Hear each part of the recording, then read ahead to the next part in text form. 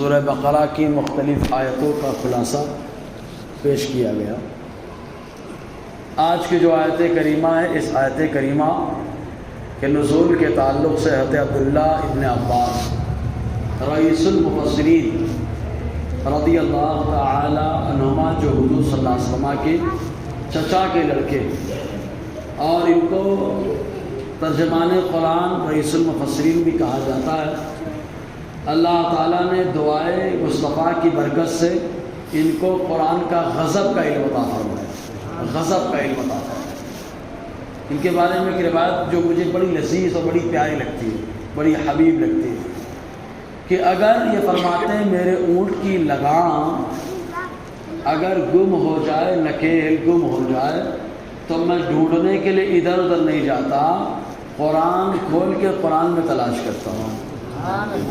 اللہ تعالیٰ نے اتنا غضب کا علم ان کو قرآن کا عطا کیا۔ یہ فرماتے ہیں جو آیت کریمہ ہے 135 سورہ بقرہ کی، یہ کس کے بارے میں نازل ہوئی؟ کہتے ہیں یہودیوں کے بارے میں اور نصرانیوں کے بارے میں۔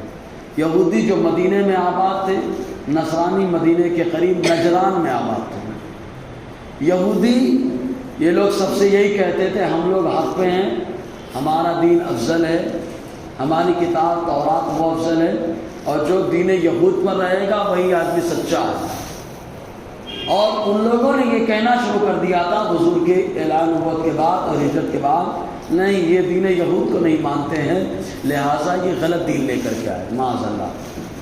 اور نصرانی نے جب دیکھا یہودی لوگ اپنے دین کا پرچار کر رہے ہیں، جب آدمی طبیعت سے شریعت بنانے لگتا ہے، طبیعت سے شریعت بنانے لگتا ہے تو طبیعت آدمی کو شیطان بنا ڈالتی ہے، اور جب آدمی شریعت سے طبیعت بنانا شروع کر دے تو سمجھ لو ایک وہ دور آئے گا کہ شریعت کی برکت سے اللہ تعالیٰ اس طبیعت کو ولایت کا درجہ عطا فرما دیتا ہے نا۔ تو شریعت سے طبیعت بنائی جاتی ہے، طبیعت سے شریعت نہیں بنائی جاتی۔ تو نصرانیوں نے دیکھا تو لوگوں نے کہا ہم کیوں پیچھے رہے، انہوں نے بھی کہنا شروع کر دیا نہیں نہیں نہیں نہیں، جو دین نصارہ پہ ہوگا، عیسائی ہوگا وہی سچا ہوگا، جو انجیل کو مانے گا وہی سچا ہوگا، اور جو عیسیٰ علیہ السلام کو مانے گا وہی سچا ہوگا۔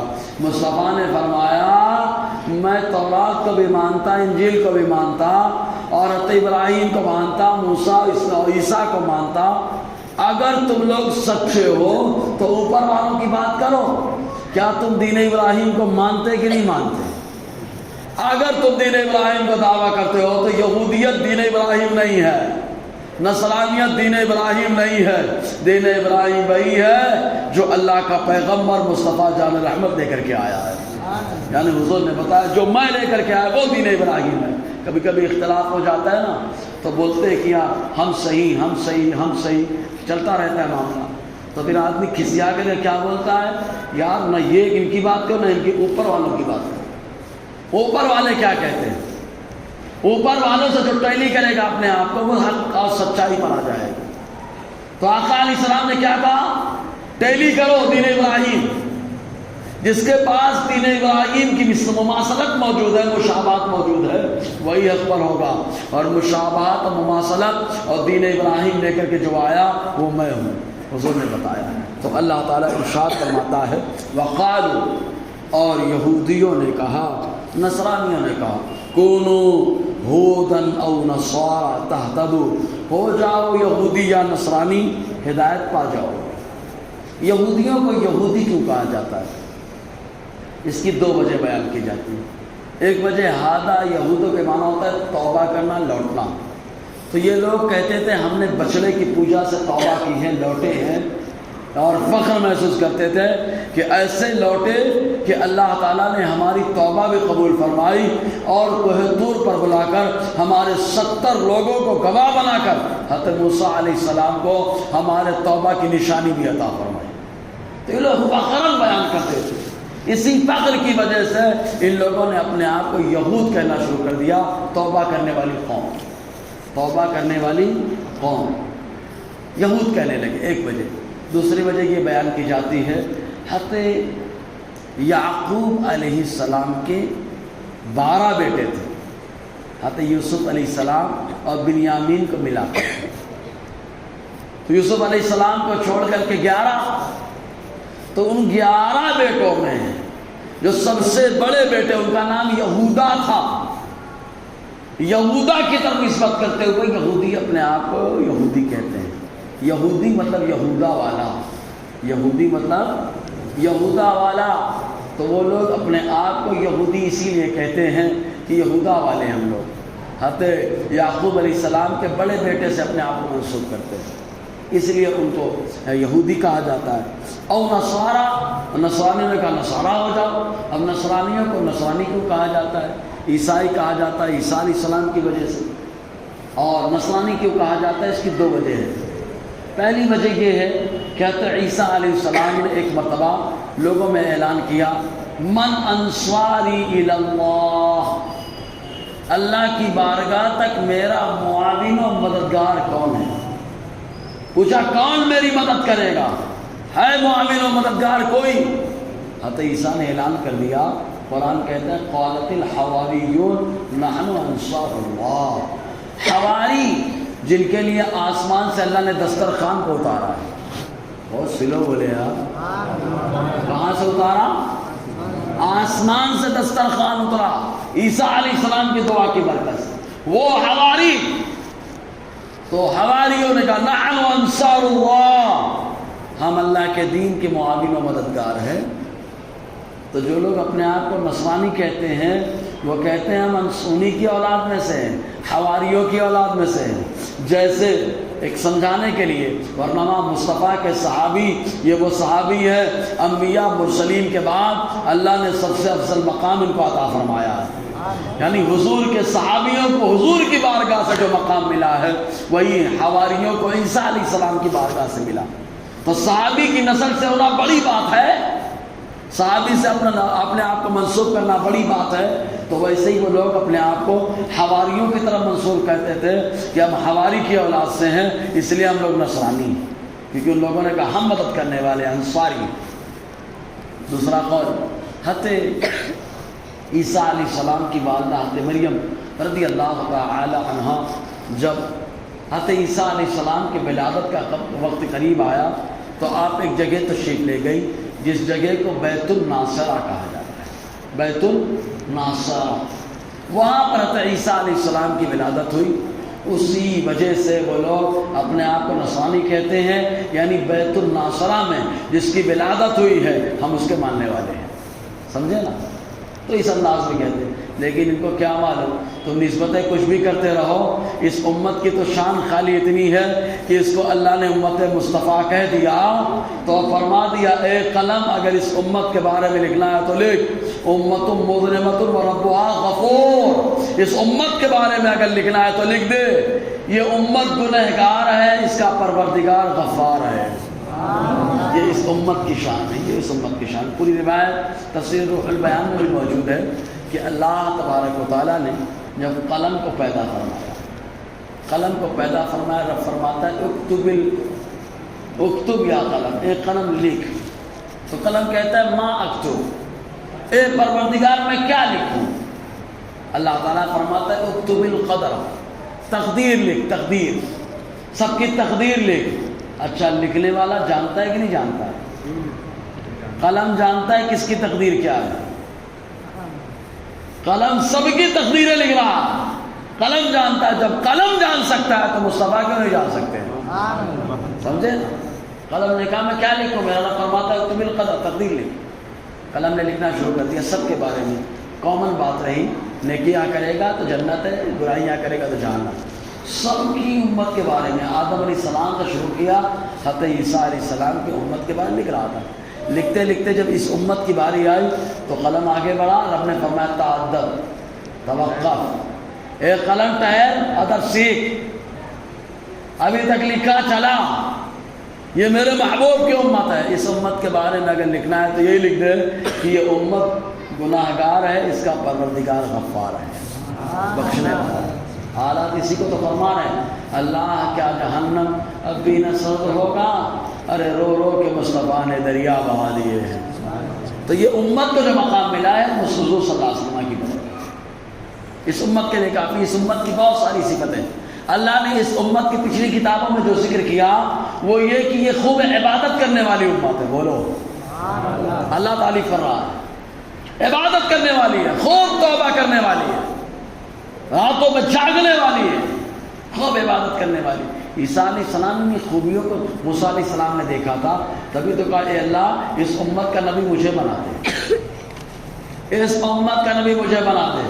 رب فرماتا ہے موسیٰ یہ میرے محبوب کی امت ہے, میرے مولا محبوب کی امت ہے, تو اس محبوب کی امت میں مجھے بھی شامل فرما دے, ہے نا. تو اس امت کی خوبیاں اللہ تعالیٰ نے پچھلی کتابوں میں, پچھلی قوموں میں اس کا ذکر فرمایا ہے.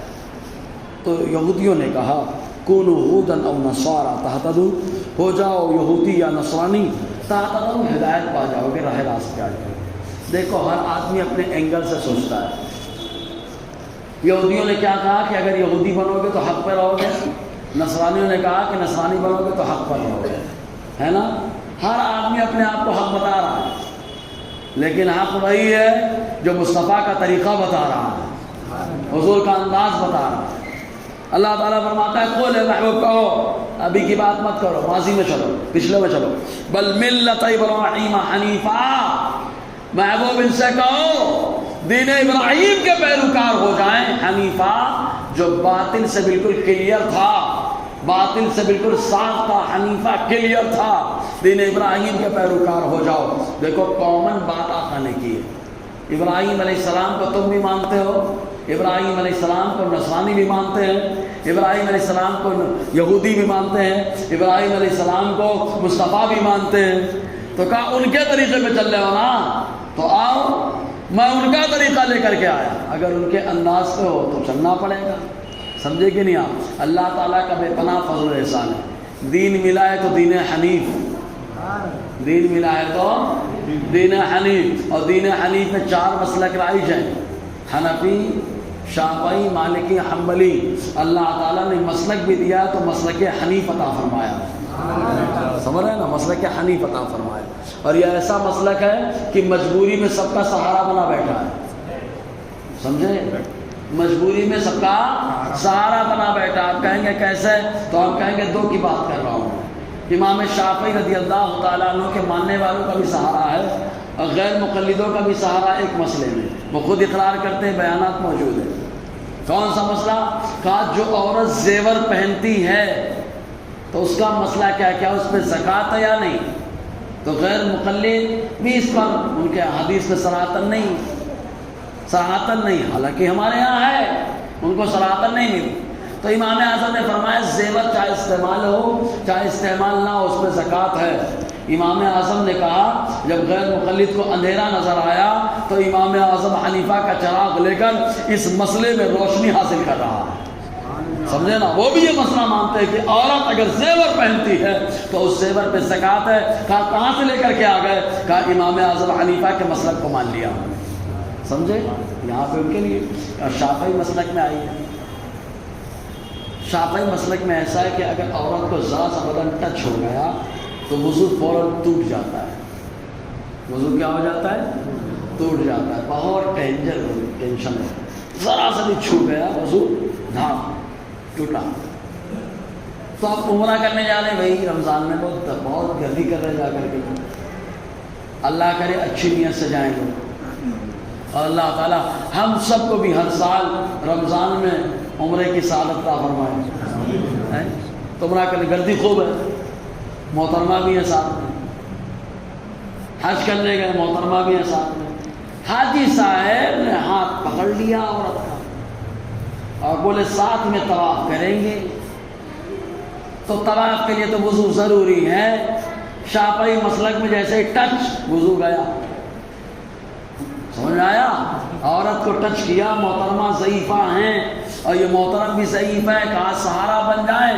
سہارا تو ہو گیا لیکن وضو بے سہارا ہو گیا, وضو ٹوٹ گیا, اس کا کیا. تو کہا یہ جو بے سہارا ہے تو اس بے سہارا کو امام اعظم حنیفہ نے سہارا عطا فرمایا ہے. کہا کیسے سہارا عطا فرمایا, کہا ان کے یہاں عورت کو چھونے سے مراد ہم بستری کرنا ہے، اور جب تک ہم بستر نہیں ہوگا وضو نہیں ٹوٹے گا۔ ہاتھ ملاتے رہو، ہاتھ پکڑتے رہو، وضو نہیں ٹوٹے گا۔ شافعی مسلک میں بھی علماء حرم کے اندر امام اعظم حنیفہ کے مسلک پر عمل کرنے کا فتویٰ عطا فرما رہے ہیں۔ اس لیے اللہ نے دین بھی دیا ہے تو دین حنیف عطا فرمایا، مسلک دیا تو مسلک حنیف عطا فرمایا۔ اور حضرت ابراہیم کا معاملہ وما کان من المشرکین، حضرت ابراہیم مشرکوں سے نہیں تھے۔ ایک اعتراض پڑھنا قرآن میں ہے، حضرت ابراہیم علیہ السلام نے پہلے ستاروں کو دیکھا تو کہا یہ رب ہے، ڈوبے کا گھر یہ رب نہیں ہو سکتا۔ چاند نکلا تو کہا یہ رب ہے، ڈوبے کا گھر ڈوبنے والا رب نہیں ہو سکتا۔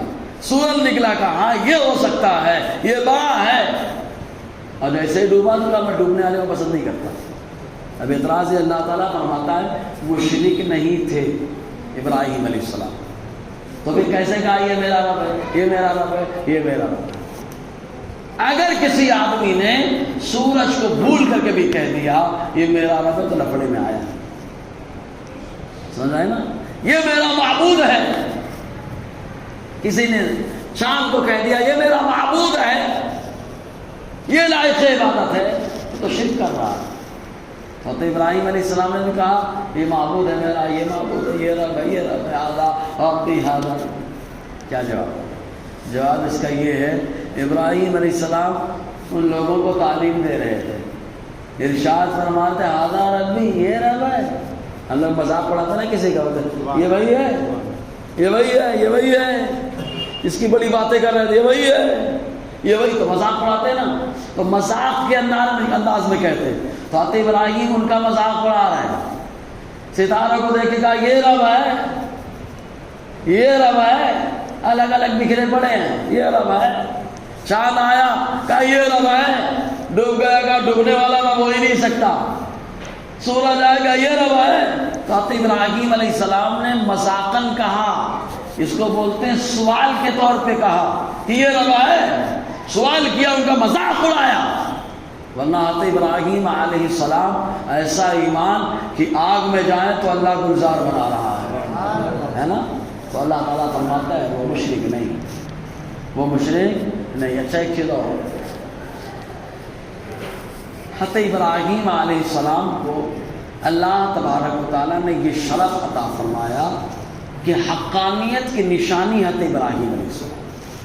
کچھ چیز سمجھانا چاہ رہا ہوں، ہر دور میں کوئی نہ کوئی اللہ کا ایک بندہ ایسا ضرور ہوتا ہے جس کا نام حقانیت کی نشانی ہوتی ہے، سمجھے کہ نہیں آپ؟ ہر دور۔ اس زمانے میں جب یہود و نصارہ حضور کی شریعت کا مذاق اڑا رہے تھے تو اللہ تعالیٰ نے حقانیت کی نشانی حضرت ابراہیم علیہ السلام کو بنا دیا کہ جو ابراہیم علیہ السلام کے طریقے پر ہے وہی سچا ہے، ورنہ تو بہت سارے ہر دور میں نبیوں میں رہا، اب اس کے بعد اللہ نے ولیوں میں دیا، کسی دور میں امام اعظم کو بنایا، کسی دور میں غوث اعظم کو بنایا، کسی دور میں غی نواز کو بنایا، کسی دور میں مخدوم پاک کو بنایا، اور کسی دور میں امام احمد رضا کو بنایا۔ اللہ تعالیٰ نے ہر جگہ جیسا دور تھا، جیسا ماحول تھا، حقانیت کی نشانی کسی ایک بندے قلندر کو بنا دیا ہے۔ مجدد الفسانی کو بنا دیا اکبر کے دور میں حقانیت کی نشانی۔ حضرت ابراہیم علیہ السلام حقانیت کی نشانی رہے۔ رب فرماتا ہے یہ محبوب صلی اللہ علیہ وسلم اپنے ماننے والوں کو بتا دو، قولو کہیں آمنا باللہ، ہم اللہ پر ایمان لائے۔ اللہ پر ایمان لانا اس کی ذات صفات پر ایمان لانا کہ اللہ تعالیٰ ان اوصاف کا مالک ہے، اللہ تعالیٰ ازلی ہے، ابدی ہے، ہمیشہ سے رہے ہے اور ہمیشہ رہنے والا ہے۔ اچھا غور کرنا، جب یہ بولو ہمیشہ سے ہے، ہمیشہ رہنے والا ہے، تو دماغ نہیں کام کرتا نا، صحیح ہے نا؟ دماغ کیا ہوگا، ہمیشہ کیا ہے، کیسے رہے گا، کیا ہے، نہیں کام کرتا۔ کیوں نہیں کام کرتا؟ دماغ میں محدود باتیں آتی ہیں، صحیح ہے نا؟ جس کی حد و دماغ وہیں تک جاتا ہے، اور اللہ ہمیشہ سے ہے، ہمیشہ رہے گا، مطلب اس کی حد نہیں ہے۔ جب حد نہیں ہے تو محدود چیز میں لامحدود شے کیسے آ سکتی ہے؟ دماغ محدود ہے، لمٹ ہے اس کی، اور اللہ ہمیشہ سے ہمیشہ رہنے والا، مطلب لامحدود ہے، محدود باتیں محدود باتوں میں نہیں آتی ہیں۔ سمجھ میں آیا؟ اسی لیے ایک دم اندھیرا چھا جاتا ہے، دماغ نہیں کام کرتا، کیسے ہمیشہ رہے گا، کیسے ہمیشہ رہنے والا ہے؟